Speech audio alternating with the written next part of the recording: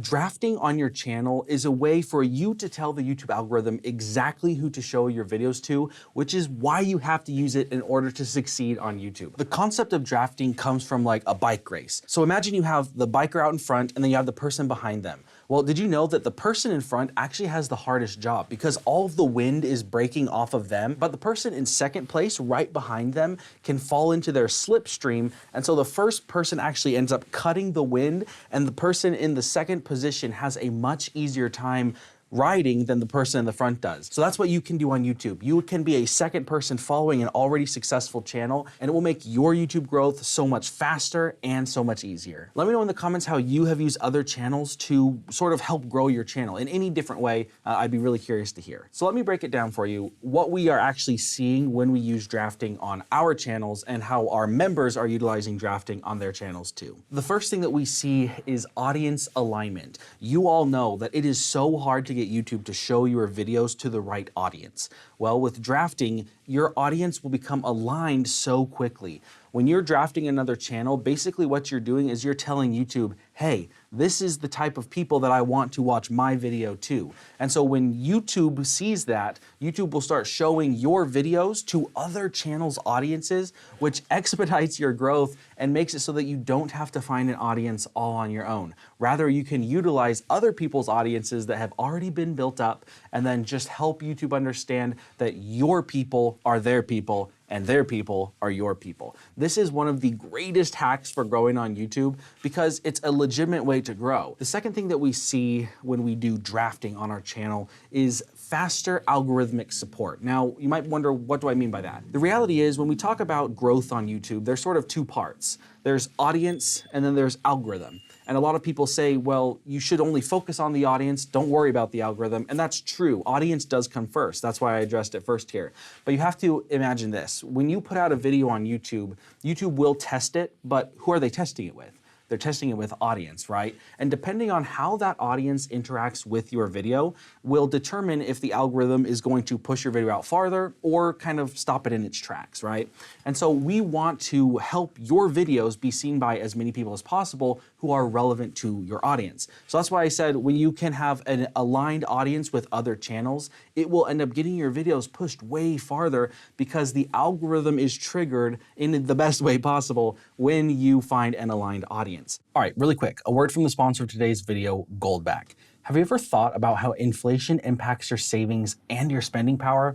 Well, Goldback has a unique solution, a physical gold currency that you can actually spend. Each Goldback contains real 24-karat gold carefully embedded using advanced technology.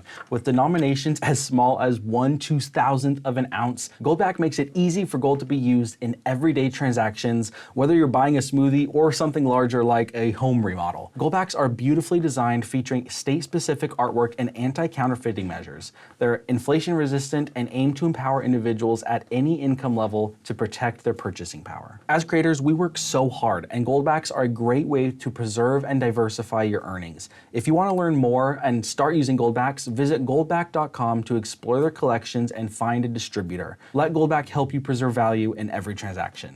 All right, back to the video. So think about this. YouTube says in their documentation, for example, if you change a thumbnail on your video, changing the thumbnail itself is not going to trigger the algorithm to go out and show your video to a bunch of new people. But what will trigger the algorithm to show your video to new people is as a few more people watch it. So let's say a few more people see your video and they start clicking through. As that click-through rate increases, that's what triggers the algorithm to act. And so as you align your audience with other people's audiences, what that will do is end up triggering the algorithm to connect you to more people in other surrounding audiences. We've seen this algorithmic process on a brand new channel not doing drafting take years. I even see you guys saying it in the comments. I've been doing this for 3 years or 4 years and I'm not monetized yet.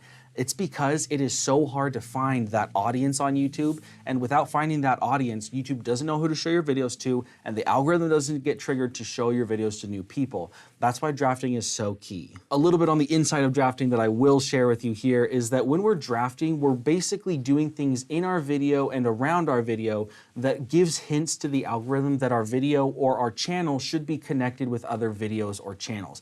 There are a ton of different ways to do this. Of course, we have our own very specific strategic approach approach, but think of any way that you can try and get YouTube to understand that your video is connected with other channels or other videos, and that will help you speed up the process yourself. The third value of drafting is helping you build a better brand. Now, what I mean by that is as you look at other channels, as you take inspiration from other channels, we'll say, you're gonna look at successful channels and you're going to understand what they are doing that's working.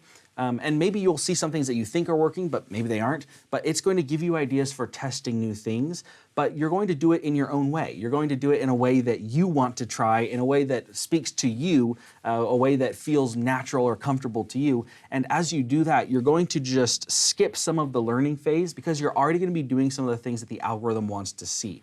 It's funny, here's a silly example, but you know how everybody on YouTube says, like and subscribe, right? Well, that sort of caught on like wildfire and everybody started doing it. It's sort of the same concept. It's like, I saw a big YouTuber do this, I'm gonna try it myself. Yes, it worked, or no, it didn't work. What else are they doing? Let's try that too. So as you do that, you just get to skip some of the learning phase. Drafting also will help you keep up on what's going on in your industry. Again, this part of it is all about looking at other people's channels and seeing what's working for them. And a lot of times, larger creators have more resources. And so they're able to stay on top of industry trends, things that matter to the audience. All of these things can make a difference. But for you as a small creator, you may not have all of the resources to constantly be keeping up on all of these things. So as you look for these ideas or video topics or styles of videos, you're going to find what works and you can try some of those things on your own channel. Remember, it's not just about keeping up on trends, it's keeping up with what matters to your audience. And so as you are looking for things to make videos on, it doesn't just have to be trending topics, but on other channels you can see what topics or ideas or styles of videos stick out, you know, from a view perspective or from a likes perspective or from a comments perspective,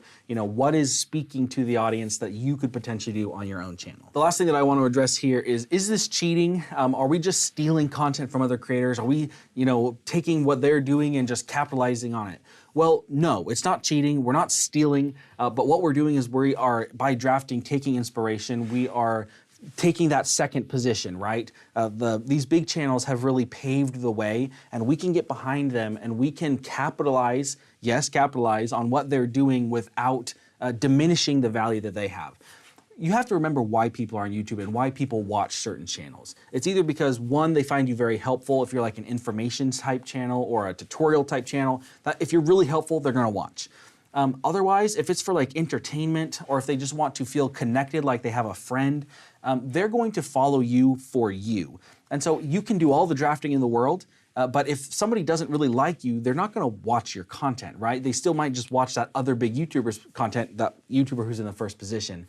And so you don't have to really worry about copying as long as your intent is not to copy.